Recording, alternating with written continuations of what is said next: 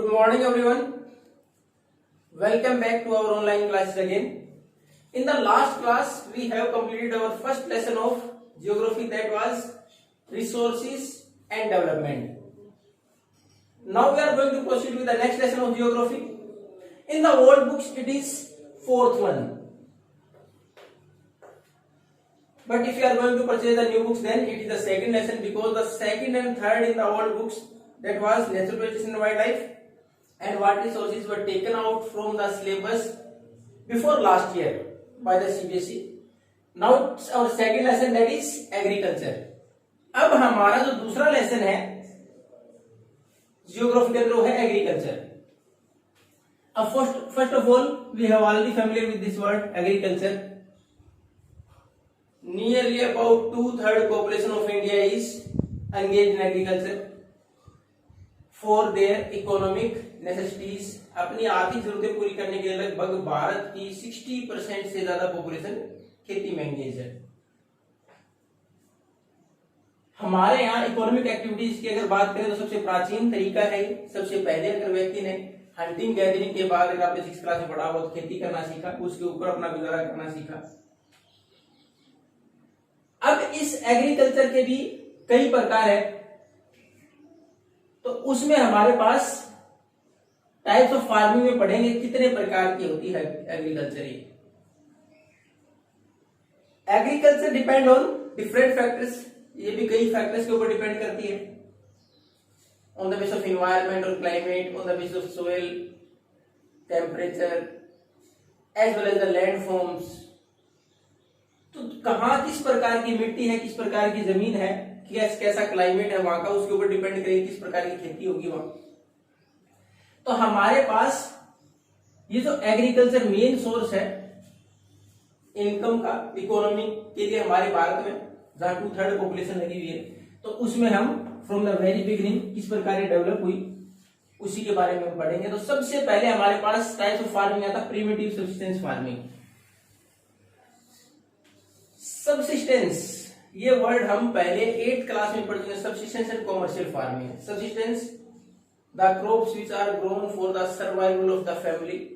अपने परिवार के निर्वाह के लिए केवल खेती की जाए, जिसका नाम ही निर्वाह खेती.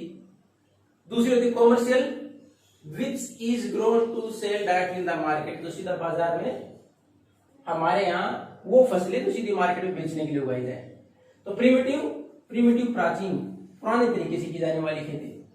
इसमें किस प्रकार की खेती? In the past the agriculture done with the instruments और tools which are primitive, not modern like today's. आज इतने आधुनिक वैसे नहीं थे, जैसे कस्सी से, कुदाली से, इनसे खेती करना. इनके द्वारा खेती होती थी. लो आउटपुट इस प्रकार की खेती में हमेशा कमी रहता है, because they are totally rely on the natural fertility. जो नेचुरल फर्टिलिटी है, प्राकृतिक जो उपजाऊपन, उस पर डिपेंड करता है. इसमें प्रिमिटिव का एक प्रकार है हमारे पास शिफ्टिंग एग्रीकल्चर. इसमें स्लैश एंड बर्न वर्ड देखा, slash and burn, shifting, zooming, ये सारी क्या है, एक ही एग्रीकल्चर की डिफरेंट नाम हमारे पास. There are different names of the same agriculture. Slash and burn बोल देते हैं, उसको शिफ्टिंग एग्रीकल्चर बोलते हैं. Slash and burn agriculture, once you have taken the production out from a plot or from a farm, then after a certain period of time, after 2 to 3 agriculture years, if the fertility is lower down and the production is lower down, then we have to shift to the another plot or farm.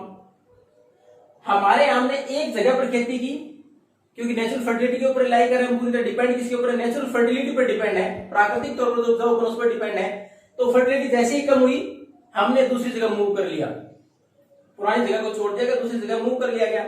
Till that time it will be replenished by nature again with the fertility. जो पुरानी जगह हमने छोड़ी थी, कुछ समय के बाद फर्टिलिटी वापस आ जाएगी, जिसको हमने खाली छोड़ दिया कुछ समय के लिए. अब नेक्स्ट जगह मूव किया हमने, वहां से पेड़ पौधे काटे. स्लैश एंड बर्न क्यों बोला गया? हमने पेड़ पौधे स्लैश काटना ही काटे गए, उसके बाद उनको जो घास था उसको जलाया गया, उसके बाद वापस खेती की गई उसके अंदर. Slash and burn. और शिफ्टिंग क्यों? एक जगह दूसरी जगह शिफ्ट कर गए हम खेती के लिए.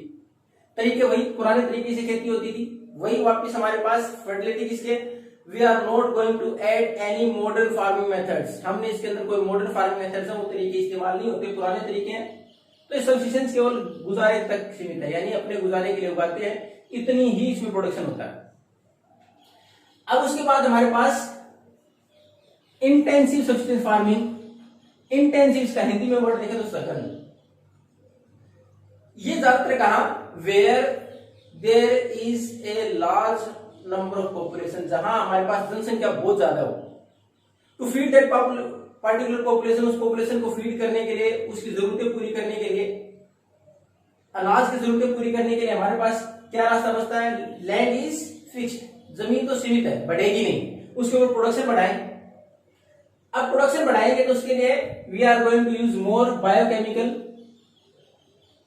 Products to increase the production, चाहे उसमें जैविक कोई चीजें हैं, चाहे रासायनिक जैसे केमिकल फर्टिलाइजर वगैरह, उनका उपयोग और ज्यादा करें। It is also labour intensive, ज्यादा लोग भी इसमें काम करते हैं, पॉपुलेशन पहले ज्यादा है, ज्यादातर परिवार के लोग उसके अंदर ज्यादा प्रोडक्शन लेने का प्रयास करते हैं। देयर माइट बी 2 और मोर क्रॉप्स आर ग्रोन, हो सकता है वहां जहां तक पॉसिबल हो 2 या 2 से ज्यादा फसलें उगाई जाए। Irrigation facilities will be improved, हो सकता है सिंचाई की व्यवस्था सुधारनी पड़े ताकि पॉपुलेशन ज्यादा है उसका गुजारा करने के लिए जो हमारे पास फिक्स्ड अमाउंट में लैंड उसके ऊपर प्रोडक्शन बढ़ाया जा सके। तो ये है हमारी इंटेंसिव सब्सिस्टेंस फार्मिंग। तो हमारी ये थी 2 प्रकार की इसके सब्सिस्टेंस फार्मिंग के। तो पहला तो हमारे यहाँ फार्मिंग में हमारे यहाँ जो हम खेती करते हैं, ज्यादातर हमारी खाने पीने की जरूरतें खेती से पूरी होती है। उसके साथ साथ फार्मिंग के द्वारा some of the industries are depend on agriculture production. कुछ एक हमारे पास जो इंडस्ट्रीज है एग्रीकल्चर प्रोडक्शन पर डिपेंड है। आप आराम से इसके एग्जाम्पल बता सकते हो, like cotton textile. Cotton textile किसके ऊपर डिपेंड है? कॉटन के ऊपर। उसके बाद दूसरा हमारे पास sugar industry from sugar cane. तो हमारे पास इसके साथ साथ हमारी खाने पीने की जरूरतों के साथ कुछ इंडस्ट्रीज हैं, जूट इंडस्ट्री, तो जूट टेक्सटाइल हमारे पास, तो उसके ऊपर कुछ खेती के ऊपर इंडस्ट्रीज भी डेवलप हो रही हैं। तो इसलिए हमारे पास खेती जरूरी है। 2/3 पॉपुलेशन बाद की इसके अंदर एंगेज है। ये हमारा मेन सोर्स है इनकम का और रोजगार का, एम्प्लॉयमेंट का। इसके पुराने तरीके की बात करें तो सब्सिस्टेंस फार्मिंग जो खुद के गुजारे के लिए पुराने तरीकों से उगाई जाए, पुराने मेथड इस्तेमाल किए जाए। ज्यादातर पहाड़ी इलाके हैं या फिर ट्राइबल एरियाज है, जनजातीय इलाकों के अंदर खेती की जा रही है इस प्रकार से। इसके भी सब्सिस्टेंस फार्मिंग में भी और प्रिमिटिव सब्सिस्टेंस फार्मिंग, इसका हम स्लैश एंड बर्न, इसका एक प्रकार है स्लैश एंड बर्न और शिफ्टिंग एग्रीकल्चर, और उसके अलग अलग नाम है अलग अलग जगह के ऊपर। अब देखो इसमें हमारे पास जूमिंग भी बोलते हैं इसको, शिफ्टिंग एग्रीकल्चर को। कहां कहां? आसाम, मेघालय, मिजोरम, नागालैंड, इसमें इसको जूमिंग बोलते हैं, स्लैश एंड बर्न और शिफ्टिंग एग्रीकल्चर को। उसके बाद हम लोग मणिपुर में, उसके बाद दीपा, बस्तर और अंडमान निकोबार में। एग्रीकल्चर वही है, नाम अलग अलग है एरिया के अनुसार। अब उसके बाद हमारे यहाँ बेवार और ढैया मध्य प्रदेश में। ये तो भारत में इतने सारे नाम है, उसके अलावा और भी हैं। आपके एग्जाम के पर्पज से देखें तो 2 नाम इसमें ऐसे हैं जो बोर्ड एग्जाम में रिपीट भी हुए हैं। एक तो बेवार, इसका बार बार पूछा जाता है, Bewar is the part shifting agriculture belongs to which area, तो इसमें मध्य प्रदेश। और दूसरा हमारे पास है दीपा, ये हमारे पास बस्तर डिस्ट्रिक्ट ऑफ छत्तीसगढ़ का एक जिला है बस्तर, उसमें, और अंडमान निकोबार में वर्ड इस्तेमाल किया जाता है। तो इसका ज्यादातर पूछा जाने वाला कॉमन जो भारत संबंधित एग्रीकल्चर है उसमें ये 2 नाम कॉमनली पूछे जाते हैं। दूसरा, अगर बोर्ड एग्जाम के पर्पज से अगर बाकी देशों के अलग अलग देशों में अलग अलग नाम है, बहुत सारे नाम है, you are supposed to go through all the names, आपको सारे नाम पढ़ने हैं। उसमें से बोर्ड एग्जाम में कौन सा कब आ जाएगा इसकी कोई गारंटी नहीं होती, लेकिन हम केवल उस पर फोकस करें जो ज्यादा रिपीट हो रहे हैं, पहले भी हुए हैं, जो ज्यादा इंपॉर्टेंट है हमारे लिए। तो उसमें हमारे पास मिल्पा कहां है? शिफ्टिंग एग्रीकल्चर का नाम मैक्सिको और सेंट्रल अमेरिका में। उसके बाद रोका ब्राजील में। उसके बाद लदांग इंडोनेशिया में। ये ज्यादातर कॉमनली रिपीट होने वाले नाम है शिफ्टिंग एग्रीकल्चर के हमारे एग्जाम के पर्पज से। बाकी हमारे पास नाम और भी हैं, you are supposed to go through all the names, आपको सारे पढ़ने हैं, लेकिन इनके ऊपर थोड़ा सा ज्यादा ध्यान दें। एक तो अगर इंडिया की बात करें तो Deepa and then after Bewar और ढैया पढ़े सारे। उसके बाद अगर all over the world with different names then milpa, roca और लदान, इनके ऊपर थोड़ा सा ज्यादा ध्यान दें। अब हमारे पास है कॉमर्शियल फार्मिंग। ये तो था सब्सिस्टेंस इंटेंसिव और प्रिमिटिव सब्सिस्टेंस फार्मिंग। प्राचीन तरीके से की जाए शिफ्टिंग एग्रीकल्चर है तो प्रिमिटिव, इंटेंसिव जहां पॉपुलेशन बढ़ गई, पॉपुलेशन के साथ इंक्रीज करना है प्रोडक्शन, उसके लिए लोग भी ज्यादा लगाए जाए। बायोकेमिकल जो हमारे पास तरीके हैं उनको भी अपनाया जाए, इरिगेशन की फैसिलिटीज भी बढ़ाया जाए, प्रोडक्शन बढ़ाने की तो इंटेंसिव हो जाएगी। लेकिन सब्सटेंस क्यों है? क्योंकि पॉपुलेशन की जरूरतें पूरी कर रहे हैं हम। अब हमारे पास है कॉमर्शियल। इसकी डेफिनेशन आप पहले क्लासेस में पढ़ चुके हो, 9th में पढ़ चुके हो। Commercial the crops which are grown to sell in the market, ज्यादातर वो फसलें सीधी डायरेक्ट मार्केट में बेचने के लिए उगाई जाए। It depends on the area, nature, environment. ये भी हमारे यहाँ अलग अलग एरिया के अनुसार अलग अलग मैटर करती है कि कौन सी कॉमर्शियल फार्मिंग होगी। इसका देखो एक छोटा सा एग्जांपल।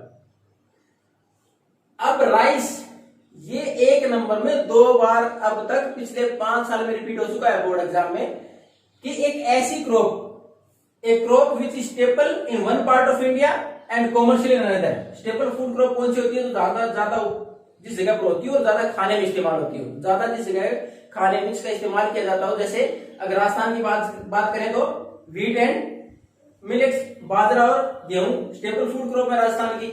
उसी प्रकार हरियाणा की बात करें तो व्हीट स्टेपल फूड क्रॉप है। उसी प्रकार हम आसाम की बात करें, वेस्ट बंगाल की बात करें तो वहां, या फिर तमिलनाडु उड़ीसा की बात करें तो क्या है? राइस है, स्टेपल फूड क्रॉप है।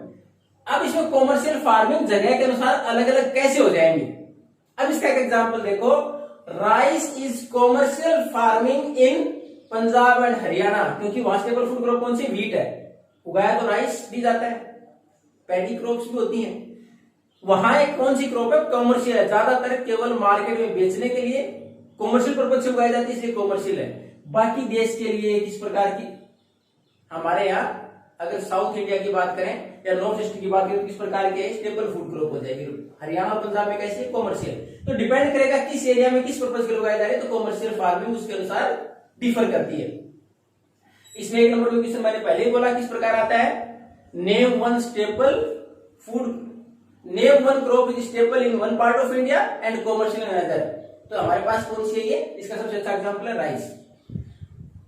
अब हमारे पास कॉमर्शियल फार्मिंग में ज्यादा वो फसलें ज्यादा मार्केट के लिए, इसमें प्लांटेशन भी इसका एक प्रकार है। अब प्लांटेशन क्या है? A single crop is grown on a large area with some scientific methods as well as skilled labours. हमारे यहां एक ही प्रकार की फसल काफी लंबे चौड़े एरिया में उगाई जाए, उसके साथ साथ उसमें क्या होगी कि साइंटिफिक वैज्ञानिक तरीके अपनाए जाएंगे प्रोडक्शन के साथ साथ। उस modern farming methods were introduced, modern farming method ज्यादा प्रोडक्शन के लिए इस्तेमाल किए जाएंगे, साथ साथ स्किल्ड लेबर, उसमें लेबर भी ऐसा चाहिए तो उसमें कुशल हो उन फसलों से रिलेटेड। हमारे प्लांटेशन की क्रॉप्स की बात करें तो कौन कौन सी है? जैसे हमारा रबर है, टी है, कॉफी है, शुगर केन है, बनाना है, ये हमारे पास क्या कौन सी प्लांटेशन है। अब इसमें एक वर्ड आया है, it is the interface of both industry as well as agriculture. Agriculture और इंडस्ट्री दोनों का इंटरफेस, दोनों का चेहरा है। कैसे? Most of the commercial crops are grown for the raw material of industries. Agriculture तो है ही, उसके साथ साथ ज्यादातर हमारे यहाँ ये इंडस्ट्रीज में रॉ मेटेरियल के इस्तेमाल के लिए उगाई जाती है, तो इसलिए इसको हम इंटरफेस ऑफ इंडस्ट्री भी बोल देते हैं कि दोनों का है ये रूप। अब हमारे पास ये, अगर इसका एग्जांपल लें तो प्लांटेशन क्रॉप में मैंने इतने सारे एग्जांपल दिए, तो उसमें टी है हमारे मुख्य तौर पर असम, उसके साथ साथ हमारे यहाँ कुछ हिस्सा बंगाल का, उसके बाद अगर कॉफी की बात करें तो कर्नाटका। तो ये हमारे पास कॉमर्शियल फार्मिंग इतने सारे। उसके अंदर हमारे यहाँ इंटेंसिव फार्मिंग में एक छोटा सा और रह जाता है कि हमारे इंटेंसिव फार्मिंग की जरूरत क्यों पड़ी, क्योंकि लगातार लैंड होल्डिंग्स है। Because of inheritance loss, inheritance में क्या आता है कि विरासत में, यानी अगर हमारे पिताजी केवल अकेले थे, उसके बाद हो सकता है हम आगे 2 या 3 है तो और डिवाइड हो जाएगी प्रॉपर्टी, उसके बाद 2-3 और डिवाइड हो जाएगी प्रॉपर्टी, तो धीरे धीरे लैंड होल्डिंग साइज छोटी होती चली जाती है। यानी हमारे दादाजी के पास 10 एकड़ थी, अगर आपके पापा 2 भाई हैं तो वो 5-5 रहेगी, उसके बाद आगे फिर 2 है आप तो फिर वो 2.5 हो जाएगी, धीरे धीरे लैंड होल्डिंग साइज छोटी होती चलेगी। अब उसी के अंदर उस परिवार को गुजारा करना तो intensive farming, intensive subsistence farming, अपने गुजारे के लिए प्रोडक्शन करना होगा। तो पहला तो अब एक बार वापिस जो हमारा टॉपिक था उसके अनुसार एग्रीकल्चर 2/3 हमारे पास जो पॉपुलेशन उसका इकोनॉमिक एक वे है टू अर्न द मनी। उसके साथ साथ दूसरा हमारे पास इसमें अगर बात करें तो इसके कई प्रकार हैं। हमारे पास इंडस्ट्री में एग्रीकल्चर तो है फूड के तौर पर क्रॉप्स उगाई जाती है, उसके साथ साथ कॉमर्शियल इंडस्ट्रीज के तौर पर, रॉ मटेरियल के तौर पर ये प्रकार हमारे पास primitive subsistence farming, intensive. Primitive के कई नाम है, slash and burn, shifting, jhuming, milpa, Bewar, Deepa, ये अलग अलग नाम है इसके। Then after commercial which is specially grown to sell in the market. उसके बाद प्लांटेशन भी इसका एक प्रकार है, बाद में टी और कॉफी मुख्य तौर पर, उसके साथ साथ rubber, some spices, banana and sugar cane. We are going to proceed with the different season of agriculture in the next class. Thank you and have a nice day.